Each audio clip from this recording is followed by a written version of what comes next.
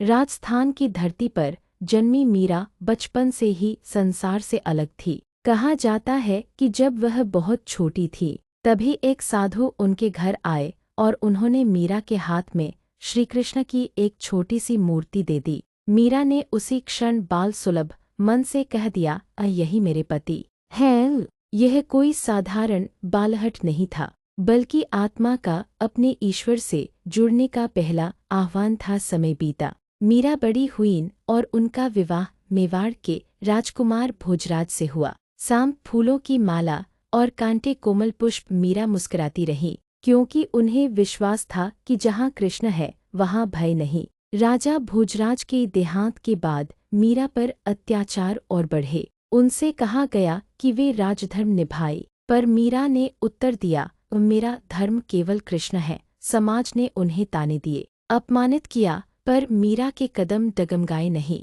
उन्होंने महल छोड़ दिया और संतों के संग नगर नगर घूमकर कृष्ण भक्ति का प्रचार किया। मीरा का प्रेम किसी मूर्ति तक सीमित नहीं था। वह हर कण में कृष्ण को देखती थीं। जब वे गाती थीं तो लगता था जैसे स्वयं कृष्ण उनकी बांसुरी बन गए हों।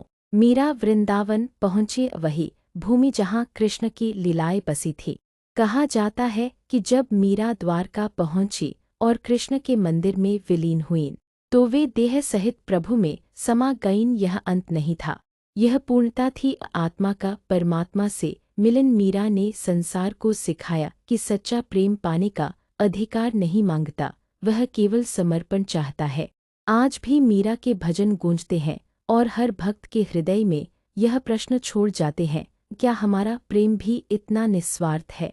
मीरा की कथा हमें बताती है कि जब प्रेम ईश्वर से हो तो समाज की दीवारें गिर जाती हैं, भय मिट जाता है और अंत में केवल भक्ति बचती है, शुद्ध, पवित्र और अमर।